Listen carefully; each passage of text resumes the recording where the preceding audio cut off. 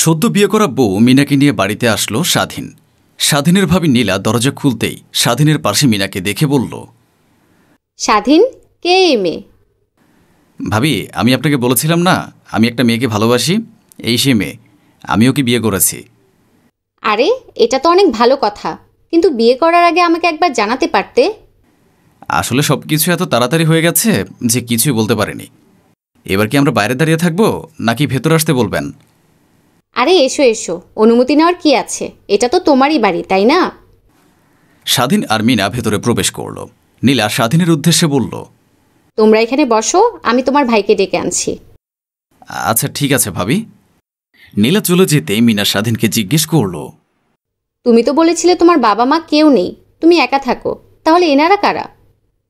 উনি আমার ভাবি। একা থাকতে ভালো লাগে না বলে ওনাদেরকে আমাদের বাড়িতে এনে রেখেছি। ওনারা আমার সঙ্গেই থাকেন। এই কথা শুনে মিনা চুপ হয়ে গেল। নীলা তার স্বামী জামালকে নিয়ে আসতেই মিনা জামালকে দেখিয়ে সালাম দেয়। জামাল সালামের উত্তর দিয়ে স্বাধীনকে বলল, আরে স্বাধীন, তো চয়েস আছে বলতে হবে। তোর বউটা কিন্তু অনেক সুন্দর হয়েছে। আরে ভাইয়া, দেখতে হবে না কার ভাই আমি? আর ভাবিও তো কম সুন্দর নয়, তাই না? তারা এসব কথা বলে হাসাহাসি করতে থাকে। মিনা এসব শুনে বিরক্ত হচ্ছিল। নীলা বলে, হয়েছে, নাও, ওরা এইমাত্র বাড়িতে এসেছে, এবার ওদেরকে একটু ঘরে যেতে দাও। স্বাধীন, তোমরা রুমে যাও, ফ্রেশ হয়ে বিশ্রাম করো। হ্যাঁ ভাবি, যাচ্ছি। স্বাধীন আর মিনা নিজেদের ঘরে চলে যায়। মিনা বিছানার উপরে বসে আছে। স্বাধীন ফ্রেশ হয়ে তার কাছে আসে। কি হয়েছে মিনা, তুমি এত চুপচাপ হয়ে বসে আছো কেন? তোমার কি বাড়ি পছন্দ হয়নি? সেটা না, বাড়ি আমার খুব পছন্দ হয়েছে। তাহলে এত চুপচাপ কেন তুমি? তুমি আমাকে এটা বলো, আমাকে কি তোমার পছন্দ না? কিসব বলছো তুমি? তোমাকে যদি আমার পছন্দই না হতো তাহলে তোমাকে কেন বিয়ে করলাম? তাহলে তখন তুমি তোমার ভাবিকে ওইভাবে কেন বললে? স্বাধীন এমন কথা শুনে হেসে দিয়ে বলল, আরে ওটা তো মজা ছিল। তুমিও বিষয়টাকে নিয়ে এভাবে মন খারাপ করে বসে আছো। দেখো স্বাধীন, তোমার পছন্দ হোক বা না হোক, কিন্তু এসব বিষয় নিয়ে মজা করা আমার একদম পছন্দ না। আচ্ছা ঠিক আছে, এখন যাও, ফ্রেশ হয়ে নাও। মিনা ওয়াশরুমে চলে যায়। বিকেলে মিনা রান্নাঘরে আসে। সেখানে নীলা আগে থেকেই রান্না করছিল। ভাবি, কি কাজ করতে হবে আমাকে বলুন, আমিও আপনাকে সাহায্য করছি। না মিনা, তোমার কিছু করতে হবে না, তুমি এই বাড়িতে কিছুক্ষণ হলো এসেছো, আজকে আর তোমাকে কিছু করতে হবে না। আর মাত্র 4 জনের রান্না তো, এটা আমি নিজেই করে নিতে পারবো। না ভাবি, আপনি এখানে একা একা রান্না করবেন? আপনি কষ্ট করে হাত পুড়িয়ে রান্না করবেন আর আমি ঘরে বসে থাকবো? এটা কখনো হতে পারে না। আপনি আমাকে বলুন, আমি আপনাকে সাহায্য করতে চাই। আচ্ছা ঠিক আছে, তুমি যখন এত করে বলছো তাহলে এসো, তুমি আমাকে এই সবজিগুলো কেটে দাও। মিনা নীলার হাত থেকে সবজিগুলো নিয়ে কাটতে থাকে। তখন নীলা মিনার উদ্দেশ্যে বলে, জানো মিনা, স্বাধীন আমার হাতের খাবার ছাড়া আর কারো হাতের খাবার খেতে পারে না। ওর সমস্ত পছন্দের খাবার আমার জানা আছে। আমি তোমাকে সব কিছু আস্তে আস্তে বুঝিয়ে দেব, ঠিক আছে? মিনা জোরপূর্বক মুচকি হেসে উত্তর দেয়। ঠিক আছে। কিন্তু সে ভেতরে ভেতরে অনেক রেগে যাচ্ছিল এইসব কথা শুনে। সে তাড়াতাড়ি করে সবজি কাটা শেষ করে নিজের ঘরে চলে যায়। বিছানার উপর বসে নিজে নিজেই বলতে থাকে, স্বাধীন দেখছি তার ভাবির হাতের পুতুল, যখন যা বলছে তাই করে যাচ্ছে, সেইভাবেই নাচছে। এখন আমি এই বাড়িতে এসে গেছি, আমি এমনটা কিছুতেই হতে দেব না। যে করেই হোক তাড়াতাড়ি এই বাড়ি থেকে ওদেরকে তাড়াতে হবে। আজকে আমি স্বাধীনের সঙ্গে এই বিষয়ে কথা বলবো। রাত্রিবেলা সবাই একসঙ্গে খাবার টেবিলে খাবার খাচ্ছে। জানো স্বাধীন, আজকে মিনা আমাকে রান্নার কাজে সাহায্য করেছে। তোমাকে কিন্তু এবার থেকে মিনার হাতে রান্না খাওয়ার অভ্যাস করতে হবে, কারণ এখন তোমার বউ এই বাড়িতে এসেছে। আর কতদিন আমি তোমাকে রান্না করে খাওয়াবো? কি যে বলেন ভাবি, আপনি তো জানেন আপনার হাতে রান্না ছাড়া আমি কারোর হাতে রান্না খেতে পারি না। মিনে এসেছে তো কি হয়েছে, ও আপনাকে এমনিতেই সাহায্য করবে নানান কাজে, কিন্তু রান্নাটা আপনি নিজের হাতে করবেন, নয়তো আমার খাওয়া হবে না। আচ্ছা বাবা, ঠিক আছে, আমিই রান্না করব। মিনা চুপচাপ এ কথা শুনছিল আর রাগে যেন ফেটে পড়ছিল। জামাল মিনার উদ্দেশ্যে বলে, কি হলো মিনা, তুমি যে কোনো কথাই বলছো না? তোমার খাবার পছন্দ হয়নি? না ভাইয়া, খাবার আমার অনেক পছন্দ হয়েছে। এমনিই নতুন পরিবেশ তো, তাই আর কি, মানিয়ে নিতে সময় লাগছে। ওসব ঠিক হয়ে যাবে আমাদের সঙ্গে থাকতে থাকতে। মিনা মনে মনে বলতে থাকে, যাদের সঙ্গে থাকতেই চাইছি না, যাদেরকে এই বাড়ি থেকে তাড়াতে চাইছি, তারাই বলছে তাদের সঙ্গে থাকতে থাকতে সব ঠিক হয়ে যাবে। আমার আর এসব ভালো লাগছে না, কখন যে এরা বাড়ি থেকে যাবে। এরপর মিনা বলে ওঠে, আমার খাবার খাওয়া হয়ে গেছে, আমি রুমে যাচ্ছি। স্বাধীন, তোমার হয়ে গেলে তুমি তাড়াতাড়ি এসো, তোমার সঙ্গে আমার কিছু কথা আছে। এটা বলে মিনা সেখান থেকে চলে যায়। যা যা, তোর বউ তোকে ডেকেছে, তাড়াতাড়ি খাবার খেয়ে রুমে যা। মেয়েটাকে এভাবে নিয়ে এসেছিস, ওর পাশে থাকাটা তোর দায়িত্ব। স্বাধীন খাবার খাওয়া শেষ করে নিজের ঘরে যায়।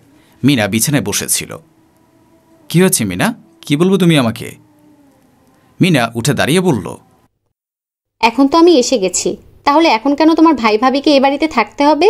এটা আমাদের সংসার, এই সংসারের দায়িত্বটাও আমার। আমি আমার সংসারের দায়িত্ব নিজেই পালন করতে চাই, অন্য মানুষকে দিয়ে নয়। এসব তুমি কি বলছো? এটা কি ধরনের কথা? মিনা, তুমি ওনাদেরকে এ বাড়ি থেকে কেন তাড়াতে চাইছো বলো তো? এটা তো অনেক ভালো ব্যাপার যে ভাবি কোনো কাজ করতে দিচ্ছে না, নিজে সমস্ত কাজ করছে। এতে তো তোমার খুশি হওয়ার কথা। স্বাধীনের মুখে এমন কথা শুনে মিনা চুপচাপ বিছানায় গিয়ে শুয়ে পড়ে। এভাবে বেশ কিছুদিন কেটে যায়। মিনা নানাভাবে নীলা আর জামালকে এ বাড়ি থেকে তাড়ানোর জন্য ফোন দিয়ে আনতে থাকে।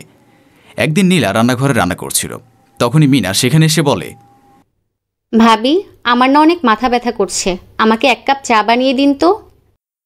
এটা বলে সে চলে যেতে থাকে। তখন নীলা বলে ওঠে, মিনা, অনেক রান্না পড়ে আছে তো, তুমি একটু চাটা বানিয়ে খাও না। আমি কেন বানিয়ে খাবো ভাবি? আপনারা এ বাড়িতে বিনামূল্যে থাকেন, আপনার স্বামীও তো কিছু করে না। আপনাদের দুজন সহ এই সংসারের সমস্ত দায়িত্ব আমার স্বামীর উপরে, আর আপনি আমাকে সামান্য 1 কাপ চা বানিয়ে খাওয়াতে পারবেন না?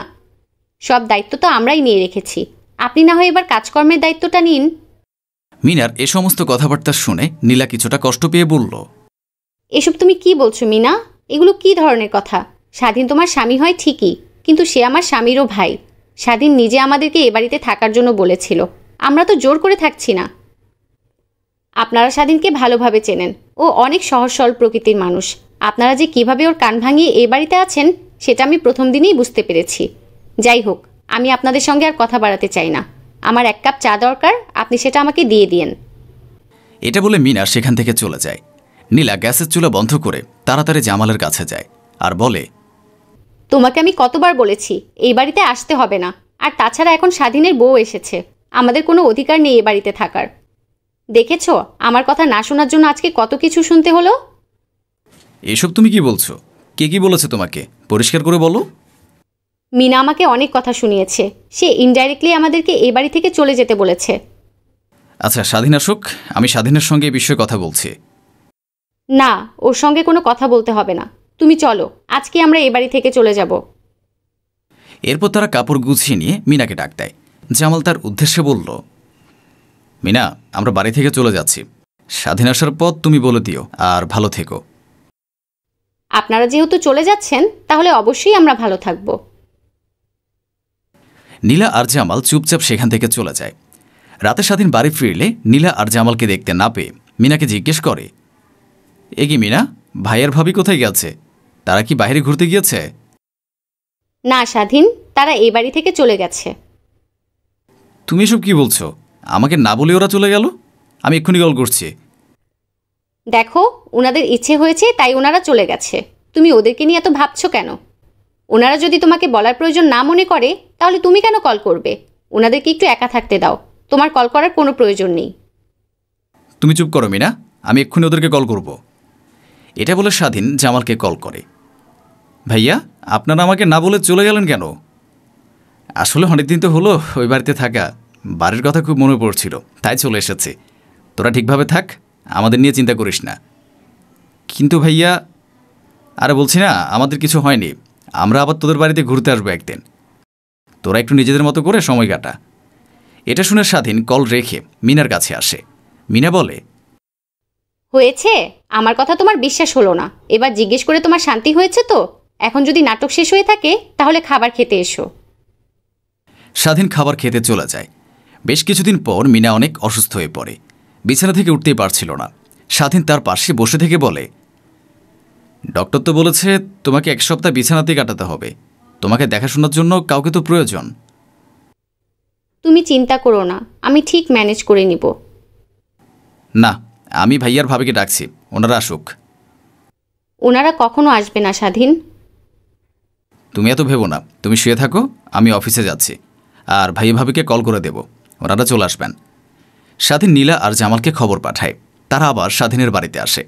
আর বাড়ির সমস্ত কাজ করার পাশাপাশি মিনার দেখাশোনা করতে থাকে। কিছুদিনের মধ্যেই মিনা সুস্থ হয়ে ওঠে। একদিন নীলা মিনাকে স্যুপ খাওয়াচ্ছিল, তখন মিনা কান্না করে দেয়। এ কি মিনা, তুমি কান্না কেন করছো? কি হয়েছে তোমার? ভাবি, আমি আপনাদের সঙ্গে কত খারাপ ব্যবহার করলাম, এই বাড়ি থেকে আপনাদের চলে যেতে বাধ্য করলাম, আর আমার অসুস্থতার কথা শুনে আপনারা সব ভুলে আবারও আমাকে সাহায্য করতে চলে এসেছেন। তুমি তো আমার ছোট বোনের মতো, আর একজন বড় বোন তার ছোট বোনের অসুস্থতার কথা শুনে আসবে না? এটা কি কখনো হতে পারে? এর মধ্যে স্বাধীনও সেখানে চলে আসে। কি হয়েছে মিনা, কান্না কেন করছো? কিছু হয়নি, এমনি। না ভাবি, আজকে আমাকে বলতে দিন। স্বাধীন, আমাকে ক্ষমা করে দিও। ভাবি আর ভাই মিথ্যা কথা বলেছিল। আসলে আমি ওনাদেরকে এ বাড়ি থেকে চলে যেতে বাধ্য করেছিলাম, কিন্তু দেখো, আমার অসুস্থতার কথা শুনে ওনারা আবার এসেছেন। এরপর মিনা জামালের উদ্দেশ্যে বলে, আমাকে ক্ষমা করে দিন আপনারা, আমি অনেক বড় ভুল করে ফেলেছি। ছি, তুমি ক্ষমা কেন চাইছো? এটা তোমাদের বাড়ি, তুমি কোনো ভুল করনি। না ভাইয়া, আপনারা আমাকে ক্ষমা করে দিন, আর আপনারা যদি এই বাড়িতে থাকেন তাহলে আমি বুঝবো আপনারা আমাকে ক্ষমা করে দিয়েছেন। আপনারা বলুন, আপনারা আবারও আগের মতো এই বাড়িতে থাকবেন তো? হ্যাঁ ভাইয়া, মিনা যখন নিজের ভুলটা বুঝতে পেরেছে, তোমাদের কাছে ক্ষমা চাইছে, তাহলে দয়া করে ওকে ক্ষমা করে দাও, আর এই বাড়িতে আবার ফিরে আসো। জামাল ওদের এত রিকোয়েস্ট শুনে নীলার দিকে তাকায়। নীলা চোখের ইশারায় জামালকে রাজি হতে বলে। আচ্ছা ঠিক আছে, আমরা এই বাড়িতেই থাকব। এটা শুনে মিনা অনেক খুশি হয় আর নীলাকে জড়িয়ে ধরে। যাদেরকে অপছন্দ করে ধূরছাই করা হয়, একসময় তাদেরকেই প্রয়োজন হয়। আপন মানুষের সাথে কখনো দুর্ব্যবহার করা উচিত নয়।